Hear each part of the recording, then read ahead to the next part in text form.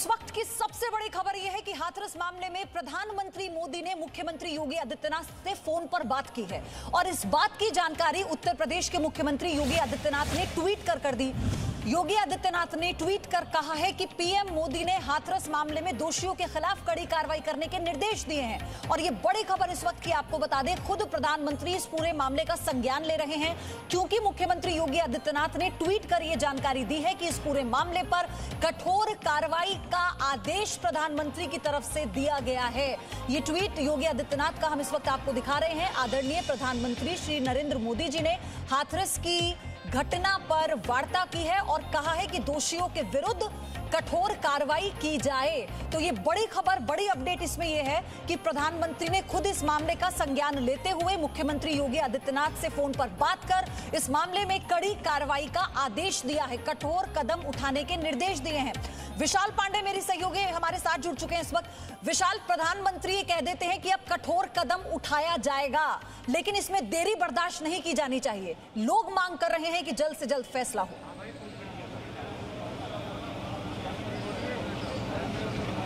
देखिए, बिल्कुल, क्योंकि प्रधानमंत्री नरेंद्र मोदी ने संज्ञान लिया है, योगी आदित्यनाथ से फोन पर बातचीत की है, कठोर कार्रवाई के निर्देश दिए हैं, तो इससे ये पता चलता है कि इस मामले को कितनी गंभीरता से लिया जा रहा है। क्योंकि पीएम मोदी को हस्तक्षेप करना पड़ रहा है, एक तरह से उन्हें बात करनी पड़ रही है यूपी के मुख्यमंत्री योगी आदित्यनाथ से, और उनके बात करने के बाद पीएम मोदी ने कहा है कि कठोर कार्रवाई इस मामले में की जाए। क्योंकि आप देखिए, जिस तरह के सवाल लगातार सुबह से उठ रहे हैं, कल से उठ रहे हैं, वो अपने आप पुलिस के कार्यप्रणाली पर सवाल खड़े करते हैं। क्योंकि पुलिस लगातार 14 सितंबर को पहली बार ये जब घटना सामने आई, उसके बाद 19 सितंबर को पहली गिरफ्तारी करती है, 22 सितंबर को पीड़िता का बयान दर्ज करती है, 8 दिन की देरी होती है पीड़िता का बयान दर्ज करने में। इसके पीछे क्या कारण था, ये भी पुलिस को स्पष्ट करना चाहिए। इसके साथ ही साथ 28 तारीख को दिल्ली रेफर किया जाता है। इस 14 दिन के अंदर पीड़िता की हालत कैसी थी, किस स्थिति में थी, कहाँ चोटें लगी थी, आखिरकार क्यों देरी हुई रेफर करने में किसी अच्छे अस्पताल में, ये तमाम ऐसी चीजें हैं जिनका जवाब हर कोई जानना चाहता है। क्योंकि पीड़िता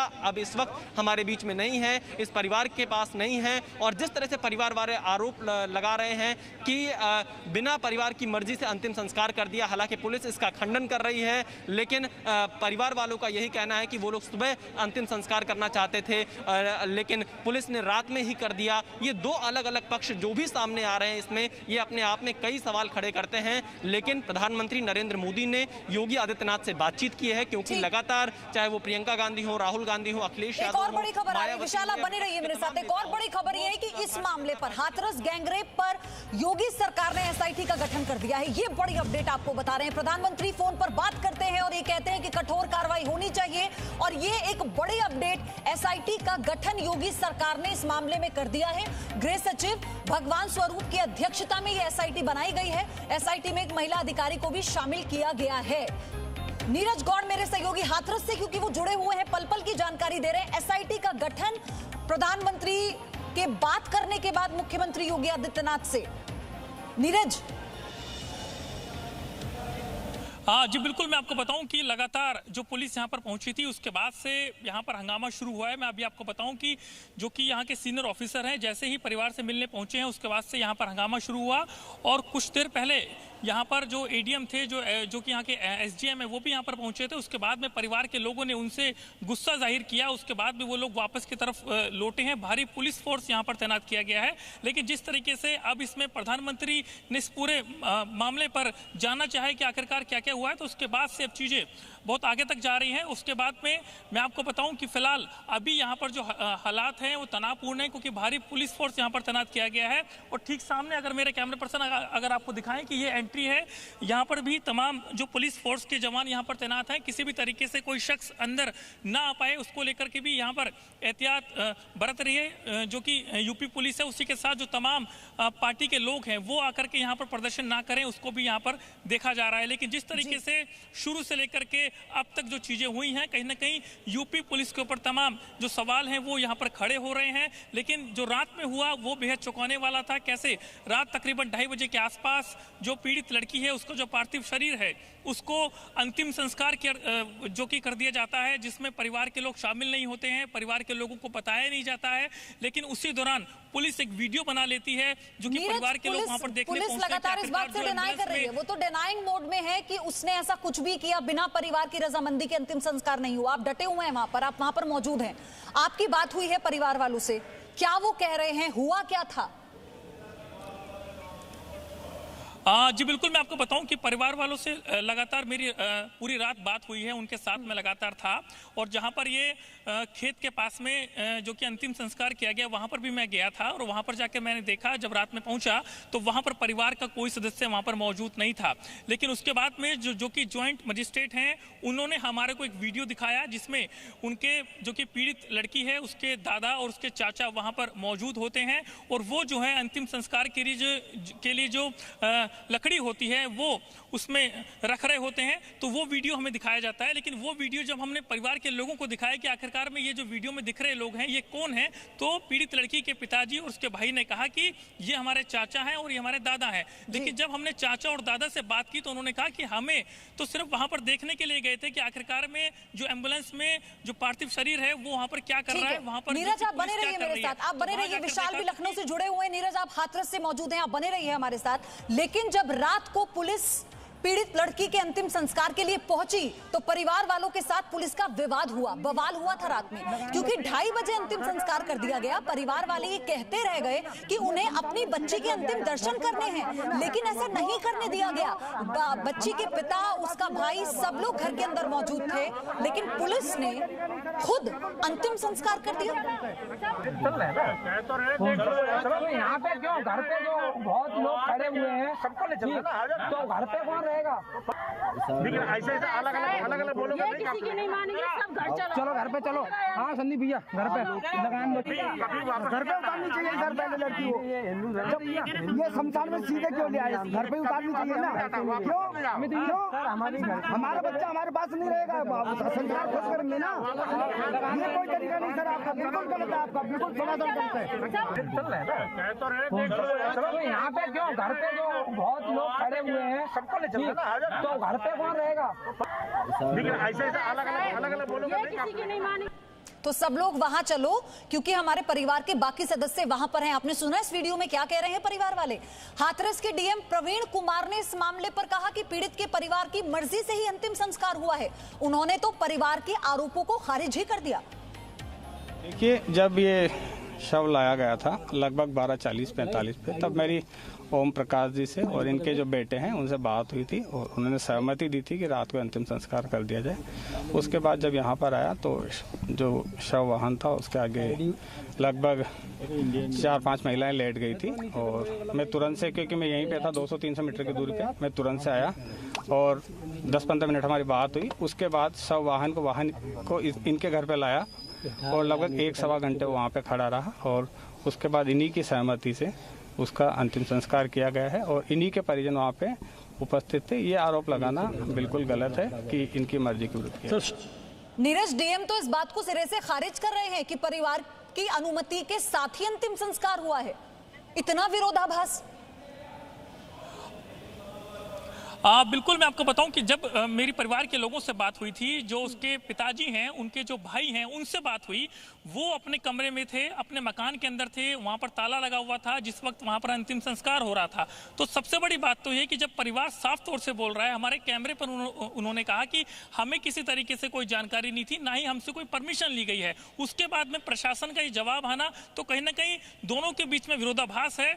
और सबसे बड़ी बात तो ये है कि जब हमने आसपास के लोगों से भी बात करी तो उन्होंने भी ये कहा कि किसी भी तरीके से कोई जानकारी परिवार को नहीं दी गई थी। यहाँ पर एम्बुलेंस में जो पार्थिव शरीर है उसको लाया गया, उसके बाद में ठीक तकरीबन 1 किलोमीटर दूर जो खेत है वहां पर पार्थिव शरीर का अंतिम संस्कार वहां पर किया गया। नीरज, डे वन से परिवार वाले अपनी बात कह रहे हैं, लेकिन सभी आरोपों को पुलिस खारिज करती आ रही है। डीएम ने अब इस बात को भी नकार दिया है कि अंतिम संस्कार परिवार की अनुमति के बिना हुआ।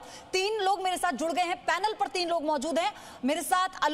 आलोक अवस्थी है बीजेपी से, मनोज काका समाजवादी पार्टी से जुड़ गए हैं, राजेश राय फॉर्मर आईजी है यूपी पुलिस, सर आपका स्वागत है। लेकिन आलोक अवस्थी, सबसे पहला सवाल मेरा आपसे है, देश का सबसे बड़ा राज्य, उस सबसे बड़े राज्य की सरकार और उस सबसे बड़े राज्य की सरकार की पुलिस एक मासूम बच्ची के साथ बलात्कार का मामला सॉल्व नहीं कर पा रही है। 20 दिन होने को आ गए, नींद आ रही है आप लोगों को?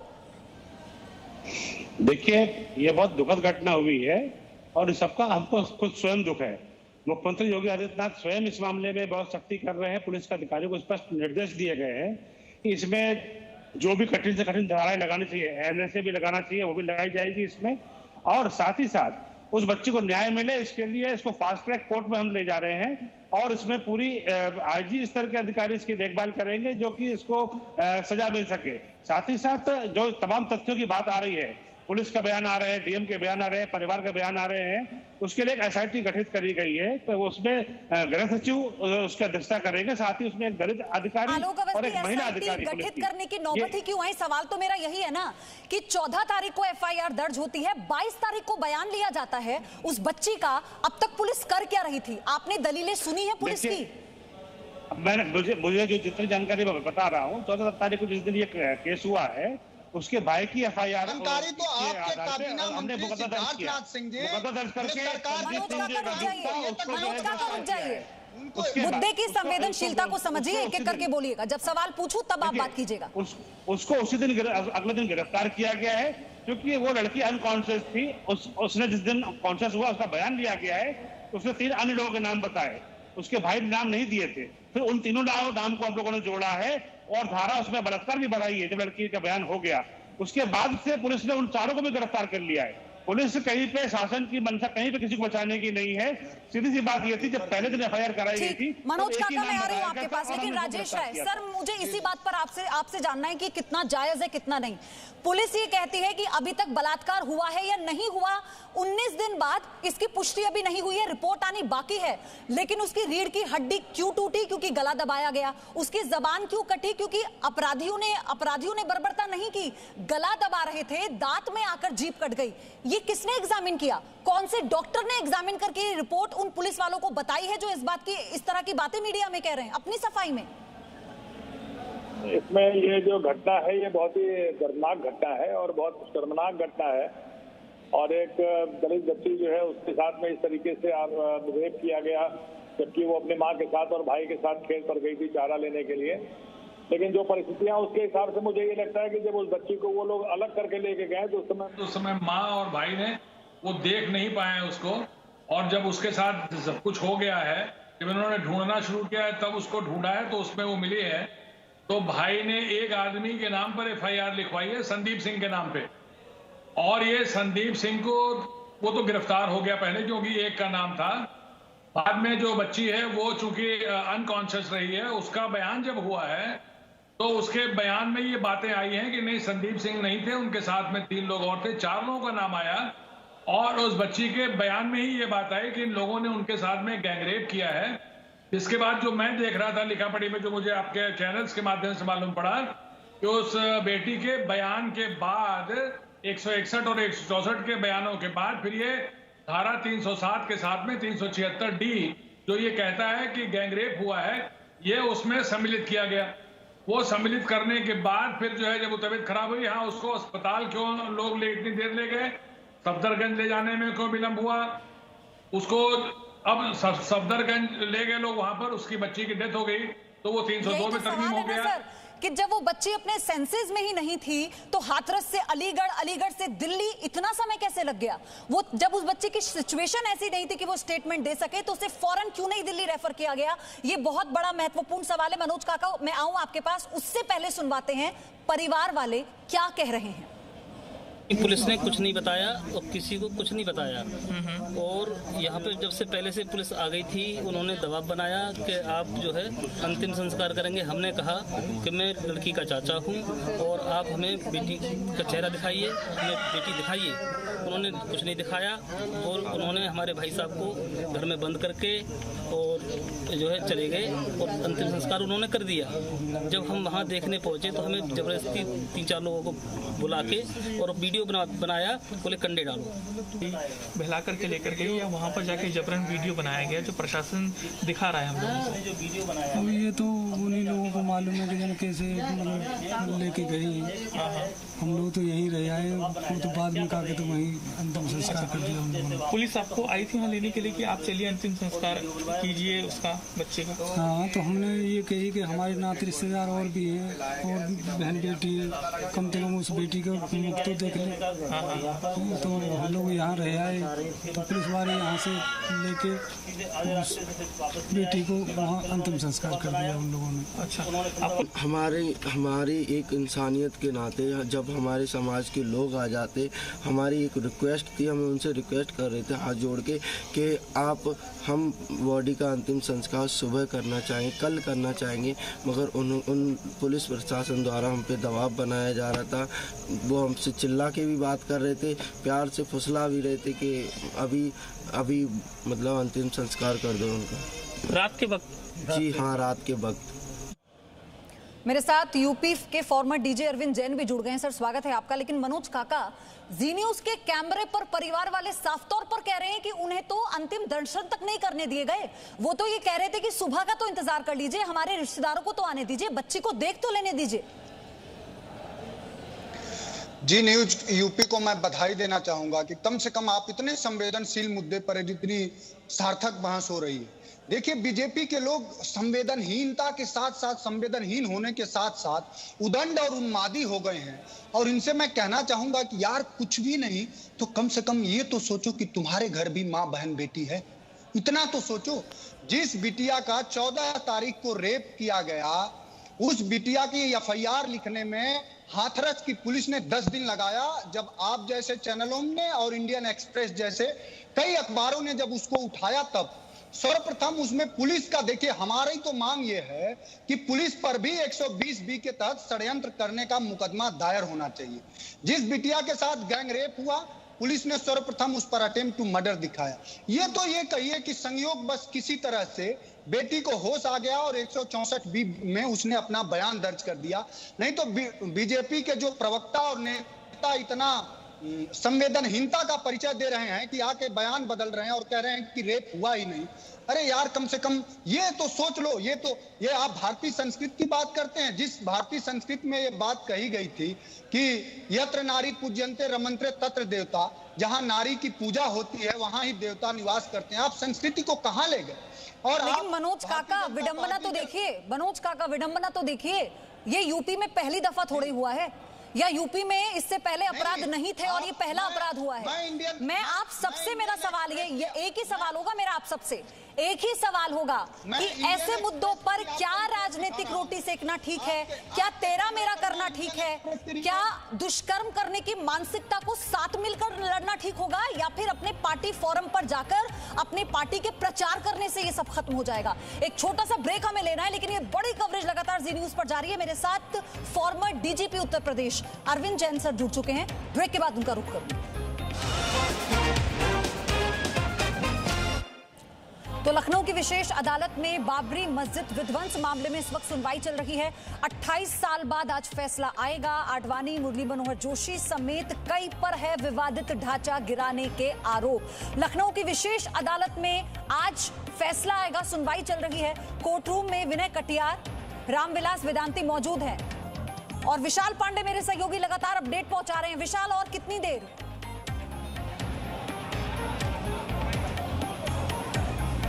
देखिए, अब से थोड़ी देर में क्योंकि जो 26 आरोपी हैं वो इस वक्त कोर्ट रूम में मौजूद हैं और सिर्फ 6 आरोपी, जिसमें से मैं नाम बताना चाहूँ, लाल कृष्ण आडवाणी, मुरली मनोहर जोशी, उमा भारती, कल्याण सिंह, ये कुछ नाम हैं जो मौजूद नहीं है, महेंद्र नृत्य गोपाल दास और सतीश प्रधान। ये 6 नाम ऐसे हैं जो कि किन्हीं कारणों से, स्वास्थ्य कारणों से आज कोर्ट रूम में मौजूद नहीं है। बाकी 26 लोग जिसमें जो इस वक्त कोर्ट रूम में पहुंच चुके हैं, जज का इंतजार है कि कब वो कुर्सी पर बैठेंगे और फैसला फैसला पढ़ना शुरू करेंगे। इस मामले को लेकर विनय कटियार, साक्षी महाराज, साध्वी रितंबरा, चंपत राय, रामविलास वेदांती, सतीश प्रधान नहीं पहुंचे हैं। इसमें धर्मदास, पवन पांडे, ब्रिजभूषण सिंह, जय भगवान गोयल, ओम प्रकाश पांडे, रामचंद्र खत्री, सुधीर कक्कड़, संतोष दुबे, विजय बहादुर सिंह, फैजाबाद के तत्कालीन डीएम आर.एन. श्रीवास्तव, नवीन शुक्ला समेत ऐसे 26 नाम हैं। ये सभी इस वक्त कोर्ट रूम परिसर में मौजूद है। अब से थोड़ी देर में किसी भी वक्त फैसला आ सकता है। जज सुरेंद्र यादव, विशाल आप बने रहिएगा विशाल, क्योंकि आप मौजूद है वहां से, आप बने रहिएगा। जैसे भी कोई अपडेट होगी फौरन मैं आपका रुख करूंगी। लेकिन इस वक्त जो जी न्यूज बड़ी खबर की हर जानकारी आप तक पहुंचा रहा है वो है हाथरस की बेटी के बारे में, जिसमें बड़ी लापरवाही यूपी पुलिस की सामने आई है। हाथरस की पुलिस सवालों के घेरे में है क्योंकि पीड़िता के पिता, चाचा और भाई ने पुलिस पर गंभीर आरोप लगाए हैं। नीरज गौड़ मेरे सहयोगी हाथरस से जुड़े हुए हैं, पूरा पैनल मेरे साथ है, और अरविंद जैन फॉर्मर डीजीपी हैं उत्तर प्रदेश के। सर मैं आपके पास आ रही हूं। एसआईटी का गठन कर दिया गया है। प्रधानमंत्री ने फोन पर बात की मुख्यमंत्री से और कह दिया कि कठोर कार्रवाई की जाए। लेकिन सवाल मेरा आपसे यह है सर कि क्या एसआईटी का गठन, जांच किसकी करेगी एसआईटी? इस अपराध की, घिनौने अपराध की जांच करेगी या पुलिस की भूमिका की जांच करेगी जिन्होंने बिना बच्ची के परिवार वालों की रजामंदी लिए उसका रात के 2:30 बजे अंतिम संस्कार कर दिया? देखिए, एसआईटी का चार्टर जो है व्यापक होता है। पुलिस की भूमिका शुरुआत से, कब एफआईआर मिली, क्या एफआईआर सही लिखी गई, क्या सही धाराओं में मुकदमा दर्ज किया गया, उसमें कोई विलंब तो नहीं किया गया, इन सब की जांच होगी। पुलिस की भूमिका की भी जांच होगी, अपराधियों की भी भूमिका की जांच होगी, और पूरे इसका निष्कर्ष निकाला जाएगा कि इस प्रकार की घटनाओं की भविष्य में पुनरावृत्ति ना हो, इसके लिए क्या क्या कड़े कदम उठाए जाएं, और इस केस में भी क्या क्या कमियां अभी बची हैं जिनकी पूर्ति की जाए तफ्तीश में, जैसे कि गैंगस्टर्स एक्ट लगना है, नेशनल सिक्योरिटी एक्ट में इनको बाउंड डाउन कराना है। ये सब कार्रवाइयां जो हैं वो उसके ऊपर एसआईटी अपनी रिपोर्ट प्रेषित करेगी मुख्यमंत्री जी को। जी सर, मैं आपसे एक बात समझना चाहती हूँ, बहुत बेसिक सा क्वेश्चन है, ये सबके जहन में है सर, पूरे देश के जहन में ये सवाल है। पुलिस के स्टेटमेंट बिल्कुल अलग हैं, जो पुलिस कह रही है उसके पक्ष के तौर पर जी न्यूज वो भी दिखा रहा है, लेकिन हम जी न्यूज के कैमरे पर जो बच्ची के परिवार वाले कह रहे हैं उन बातों को डिनाई नहीं किया जा सकता। आप ऐसे कई मामलों में आप जांच का पार्ट रहे होंगे, हम भी दिन रात इस तरह की खबरें अवेयर करने के लिए दर्शकों तक पहुंचाते हैं। क्या 14 तारीख को एफआईआर दर्ज हुई, ये मामला सामने आया, इतने दिन लग गए, ये एग्जामिन नहीं हो पाया कि बच्ची के साथ दुष्कर्म हुआ है या नहीं हुआ है? सर वो डॉक्टर्स की टीम क्या कर रही थी, पुलिस क्या कर रही थी? ये तो बेसिक सवाल है, ये बेसिक जांच का विषय था। नहीं, आप बिल्कुल ठीक कह रही हैं। जो लेडी डॉक्टर्स ने एग्जामिनेशन किया होगा बच्ची का, तो अवश्य पता चल जाएगा। अगर गैंगरेप हुआ है तो अवश्य पता चलेगा, और अगर ऐसा था तो लड़की के बयानों की भी आवश्यकता नहीं थी। पुलिस स्वतः 376 का मुकदमा संदीप के खिलाफ कायम कर सकती थी। हाँ, ये बात अवश्य नहीं पता थी कि इसमें 3 उसके साथी और हैं जो कि घटना में लिप्त हैं, जिनकी अब गिरफ्तारी हो चुकी है। ये गिरफ्तारी भी तत्काल तभी हो जाती तो शायद इतना आक्रोश नहीं होता। देखिए, ये जो इस प्रकार की घटनाएं होती हैं, ये हमारे देश का दुर्भाग्य है कि इसमें बड़ा जबरदस्त एक पॉलिटिकल एक आंदोलन खड़ा हो जाता है, और इस वजह से पुलिस बैकफुट पे आ जाती है। और जो इस प्रकार के आरोप लग रहे हैं कि रात के समय ही वो इस वजह से कराया गया होगा, परिवारजनों की तो रजामंदी होगी, लिखित में ली गई होगी, ऐसा नहीं है, पर हो सकता है कि वो सहमत ना हो रहे हों, वो चाहते हो कि सारे रिश्तेदार, सारे परिवारजन सब इकट्ठे हों, तब दिन के समय दाह संस्कार हो। ये केवल इस वजह से किया जाता है। मैं इसको बड़े आदर के साथ कहना चाहूंगा चैनल पे कि लॉ एंड ऑर्डर प्रॉब्लम ना खड़ी हो जाए, अगले दिन कोई बहुत बड़ी समस्या ना पैदा हो जाए, कोई वहां पर फायरिंग की, लाठीचार्ज की नौबत ना आ जाए, डेड बॉडी को खींचतान करने की कोशिश ना की जाए, उसको लेकर प्रदर्शन ना करने की कोशिश की जाए। तो कभी कभी इन घटनाओं को जो है दृष्टिगत रखते हुए पुलिस इसमें सामयिक कार्रवाई करती है, पुलिस और प्रशासन के द्वारा, कि रात में ही दाह संस्कार करा दिया जाए। बहुत से केसेस में हम देखते हैं सर, क्योंकि आपने इस मामले को जो बताया, आपकी बात को बिल्कुल तवज्जो देते हुए, इस मामले की संवेदनशीलता और इसका एक भावनात्मक पहलू है। ये किसी परिवार की खबर नहीं है, पूरे देश की खबर है, क्योंकि वो बेटी पूरे देश की है। उसके लिए पूरा देश मांग कर रहा है। और अगर परिवार वाले ये कहते हैं कि आप थोड़ा वक्त का इंतजार कर लीजिए, दिन होने दीजिए, हम अंतिम दर्शन तो कर लें, उन्हें अंतिम दर्शन नहीं करने दिए गए। बहरहाल इसी बीच एक और बड़ी खबर यह है कि निर्देशक अनुराग कश्यप को वर्सोवा थाना पुलिस ने पूछताछ के लिए बुलाया है। ये बड़ी अपडेट इस मामले में आपको बता रहे हैं। मीटू के आरोपी बताया यह जा रहा है कल सुबह 11 बजे अनुराग कश्यप को पूछताछ के लिए बुलाया गया है। पायल घोष मामले में वर्सोवा थाने की पुलिस अनुराग कश्यप से पूछताछ करेगी। आपको यह भी बता दें, अभिनेत्री पायल घोष ने अनुराग कश्यप के खिलाफ मुकदमा दर्ज कराया था, जिसके बाद अब पूछताछ के लिए अनुराग कश्यप को बुलाया गया है। वर्सोवा थाने में अनुराग कश्यप से कल 11 बजे पूछताछ होगी। ये बड़ी अपडेट है इस पूरे मामले पर। तो हाथरस की बेटी को न्याय कब मिलेगा, पूरा देश बस यही सवाल पूछ रहा है। लेकिन आलोक अवस्थी, ऐसे दीजिएगा सुरक्षा, ऐसे मांगिएगा वोट जनता के पास जाकर और कीजिएगा कि आपकी बहु बेटियों की सुरक्षा की जिम्मेदारी हम लेते हैं, क्योंकि हमारी पुलिस तो पूरी तरह से सक्षम है। क्या कहिएगा, कैसे नजरें मिलाइएगा सर? देखिए, ये घटना वाकई दुखद है और इसमें पुलिस को और सरकार को ने जो एक्शन उठाए हैं वो पर्याप्त उठाए हैं। हमने किसी भी मुजरिम को भागने नहीं दिया है। सरकार ने यह भी निर्णय लिया है कि हम त्वरित न्याय दिलाने के लिए इसको फास्ट ट्रैक कोर्ट में ले जाएंगे। और आपको मैं ये भी बताना चाहता हूं कि उत्तर प्रदेश पुलिस ने कई दुर्दांत अपराधियों को पकड़ा है, कई अपराधियों का जो नेक्सस था उसको छिन्न भिन्न किया है।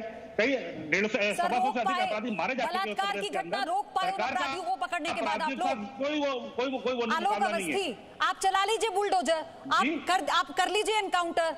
क्या आप मुझे बताएंगे कि महिलाओं के साथ हो रहे अपराधों को आप रोक पाए उन एनकाउंटर्स के बाद भी? किसी के साथ अन्याय जो भी करेगा, अपराध जो भी करेगा, देखिए अपराधियों के लिए पुलिस काल के रूप में है। अपराधियों के सहयोगी पुलिस नहीं है। इस समय समाजवादी पार्टी के समय पे तो अपराधी खुलेआम घूमते थे, पुलिस वालों को मारते थे। लेकिन आज अपराधी भागते हैं, पुलिस को देख के भागते हैं ये, और गले में तख्ती डाल करके चौराहे घूमते हैं। ये नौबत योगी सरकार पुलिस के बढ़ाकर ला पाई है। इसलिए हाँ, ये घटना दुखद है। इस घटना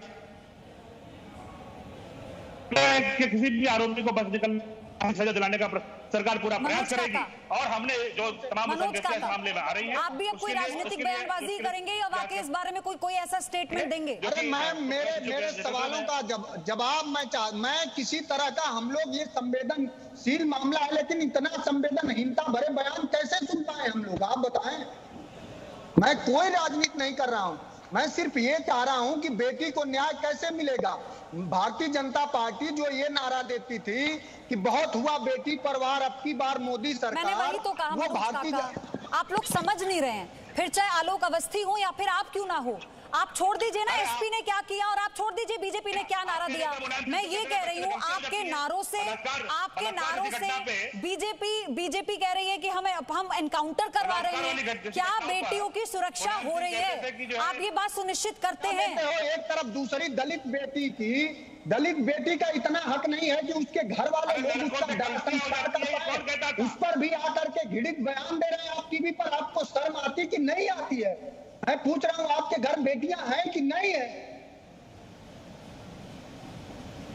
उस बेटी ने जिसने 164B में बयान दिया हो, उसके बयान को भी भारतीय जनता पार्टी इग्नोर कर रही है। ये तो साधुवाद देना चाहूंगा जी न्यूज और इंडियन एक्सप्रेस जैसे अखबारों को, भारत जिन्होंने कि कम से कम उसको उठाया। और आपकी संवेदनहीनता का पता इसी से आलोक अवस्थी, मुझे एक सवाल का जवाब दीजिए। ठीक है मनोज काका, सुन लो, बोलिए आप सर, बोलिए। संवेदनहीनता का आलोक अवस्थी, मुझे एक सवाल का जवाब दीजिए। सरकार के प्रवक्ता आप ये कह रहे हैं, ठीक है मनोज काका, ठीक है।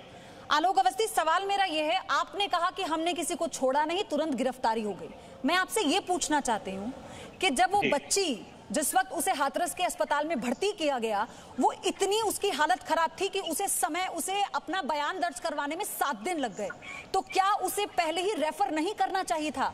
उसकी मेडिकल रिपोर्ट्स के बारे में पुलिस कोई जानकारी नहीं दे रही है। उसकी सिचुएशन क्या थी, किन कंडीशंस में उन्हें हाथरस से अलीगढ़ से सफदरजंग रेफर किया गया, ये कौन बताएगा? ये किसकी जवाबदेही है? देखिए, जैसा डॉक्टर्स ने उस समय एडवाइस किया वहां पे हाथरस के, उसको तत्काल अलीगढ़ के बड़े अस्पताल में भेजा गया, मेडिकल कॉलेज में भेजा गया, मेडिकल कॉलेज में उसका इलाज कराया गया। ये डॉक्टर्स के बिना हम उसके कंसेंट के नहीं ले जा सकते हैं। डॉक्टर की कंसेंट, परिवार की कंसेंट जरूरी होती है किसी के इलाज के लिए। जब डॉक्टर ने कहा कि नहीं है, इसको अलीगढ़ में भी इसको और अच्छी सुविधा मिलनी चाहिए, तो उसको तुरंत जो है दिल्ली ले जाया गया है। कहीं पर भी हम पीछे नहीं हटे हैं, उसके इलाज की पूरी व्यवस्था करी है, उसके अपने दोषियों को भी पकड़ा है और अब इन दोषियों को सजा भी दिलाएंगे। एक सबक होगा ऐसे लोगों को कि आप दोबारा अपराध करने में कांपेंगे। इतना समय लगता है क्या किसी भी हालत में किसी भी पेशेंट को एग्जामिन करने में? इतना समय लगता है डॉक्टर्स की टीम को और पुलिस को अपना स्टेटमेंट देने में कि 3 अस्पतालों तक रेफर कर दिया जाए और ये नहीं पता कि बच्ची जिएगी या मरेगी? ये बात तो डॉक्टर जब डॉक्टर उसको एग्जामिन कर रहे हैं, डॉक्टर एग्जामिन कर रहा है, जब डॉक्टर एग्जामिन करने के बाद अगर उसका वो इलाज कर रहा है, उसका ट्रीटमेंट कर रहा है, उनको ये कॉन्फिडेंस है कि हम इसको ठीक कर लेंगे। जब उनके हाथ से बाहर निकलती हुई दिखाई पड़ती है तो फिर वो अपने दूसरे उच्चतम हॉस्पिटल को रिफर करते हैं। तो हाथरस से उनको डिस्ट्रिक्ट हॉस्पिटल में रिफर किया गया। जब डिस्ट्रिक्ट हॉस्पिटल में ये लगा कि ये हमारे बस का नहीं है और इसको हमको जो है वो हम इसको नहीं संभाल पा रहे हैं, तब उन्होंने उसको दिल्ली भेजा और दिल्ली में ये बहुत दुर्भाग्यपूर्ण रहा कि उस बच्ची की डेथ हो गई। तो जो प्रक्रिया है उस प्रक्रिया में ये चीजें होती हैं। ऐसा नहीं है कि जो है वो इमीडिएटली कोई डिसाइड कर ले कि नहीं अभी तुरंत इसको लेकर के वहां जाओ यहाँ जाओ। इवन आप देखें किसी भी चीज में किसी भी परिस्थिति में, आज कोरोना इतना फैला हुआ है। सर इसी बीच एक खबर मैं जरा बता दूं दर्शकों को। अलीगढ़ में जवाहरलाल नेहरू मेडिकल कॉलेज के neuro surgeon doctor Mohammad Tabish Khan ने खुलासा किया है कि हाथरस की पीड़िता 14 सितंबर को दोपहर में हॉस्पिटल आई थी। उन्होंने ये बताया कि उसे गर्दन में चोट भी लगी थी और पीड़िता ने खुद कहा था कि उसके साथ घिनौनी वारदात हुई है। ये मनीषा जो है 14 तारीख को दोपहर के करीब आई थी और जैसा कि पेशेंट और उसके अटेंडेंट की हिस्ट्री दे रहे थे कि मॉर्निंग में कुछ मिस हैपनिंग हुई थी उसके साथ। फिर उसके बाद ये हमारे पास आई, हमने सारा वर्कअप कराया, ब्लड इन्वेस्टिगेशन कराया, रेडियोलॉजिकल एक्सरे वाली जांचें कराई, गर्दन का CT स्कैन कराया और सर का CT स्कैन कराया। तो हम लोगों ने इसमें पाया कि सर में तो कोई ऐसी चोट नहीं थी, लेकिन गर्दन की हड्डी में 3, 4, 5 नंबर की हड्डी में चोट थी, जिसकी वजह से वहाँ से नस निकलती है, उसमें क्षति हुई थी। इसलिए मरीज़ को जब से भर्ती हुई थी तब से उसको सांस लेने में दिक्कत थी। उसके अलावा बाकी भी स्पेशलिटी वाले उसको देख रहे थे, जैसे कि फॉरेंसिक डिपार्टमेंट हुआ, गायनी वाला डिपार्टमेंट हुआ, मेडिसिन डिपार्टमेंट, उन लोगों से भी हमने ओपिनियन लिया। तो उन्होंने जो ट्रीटमेंट दिया वो एडवाइस करा। मेन जो था वो न्यूरो सर्जरी के पॉइंट ऑफ व्यू था कि उसके हाथ तो चल रहे थे अगेंस्ट द ग्रेविटी, मतलब हाथ वो ऊपर उठा ले रही थी लेकिन पैर उसका नहीं चल रहा था। तो मिस हैपनिंग की बात इस वक्त डॉक्टर कह रहे हैं, उसके सर में चोट थी। डॉक्टर भी इस बात को लेकर पुष्टि करते हैं। और अब ये पूरा मामला कितना गंभीर हो गया है आप समझिए, क्योंकि पुलिस किसी भी आरोप से सिरे से उसे खारिज कर रही है, लेकिन परिवार वाले जी न्यूज के कैमरे पर जो कह रहे हैं वो उनकी आप बीती है। राजनीतिक पार्टियां कितनी भी बयानबाजी कर लें, लेकिन ऐसी हैवानियत को, ऐसी क्रूरता को इस समाज में कोई जगह नहीं दी जा सकती। एक छोटा सा ब्रेक ले रहे हैं, आप देखते रहिए ये बड़ी कवरेज जी न्यूज पर। Presenting B News app, available on Google Play and App Store. Download it now.